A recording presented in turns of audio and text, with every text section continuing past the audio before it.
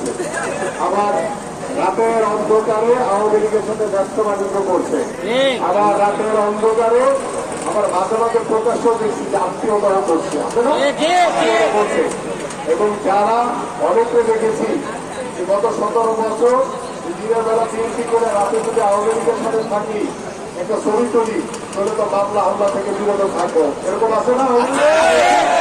ওই লোকগুলো কেউ সদস্য মোবাইল করতে পারবে না। এই জন্য আপনাদের সকলকে সতর্ক থাকতে হবে প্রিয় নেতৃবৃন্দ, কারণ আপনাদের যে কষ্ট, যে ত্যাগ, যে স্যাক্রিফাইস, এইটা যাতে বিফলে না যায় প্রিয় নেতৃবৃন্দ। আমি আপনার বিএনপি হওয়ার জন্য লাইন ধরে দাঁড়ায় আছে, আছে না এরকম? ওই লাইন আমাদের কোনো কাজে আসবে না। ওই লাইন যেভাবে আসবে আবার সেভাবে